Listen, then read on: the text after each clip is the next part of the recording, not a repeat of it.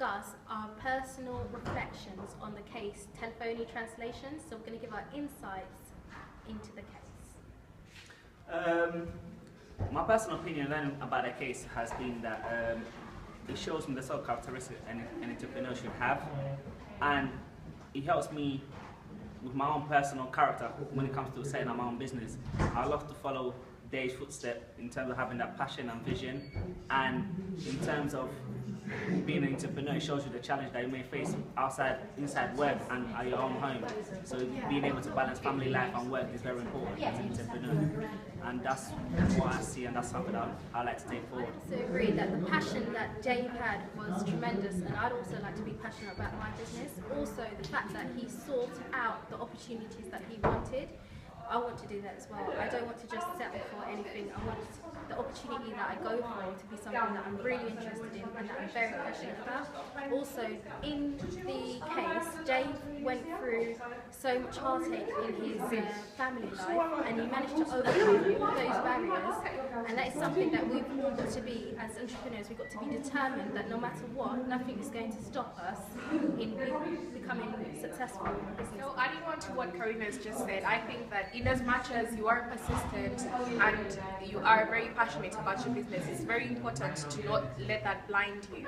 When it comes to running a business, when it gets to a point where the business is suffering, mostly financially, because that's where a lot of startups face problems, it's a good thing to not let your passion blind you, and to be able to know when you need outside counsel, or if you need to declare bankruptcy, or if you need to, just perhaps sell your business, if it even comes to that. Because we see Dave kept with his company and he kept on going, even when an outside tax consultant came in and told them, actually, you're going to be bankrupt in a month, and he helped them obviously get a process where they would be able to survive for another 6 months while they got their house in order.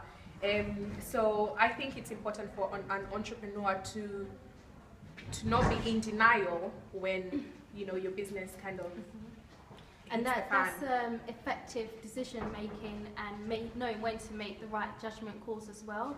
And also, there was a time in the case when Dave had to pass up. He was in the board meeting, and they said that actually we've got another person here and he's going to take over some of the roles.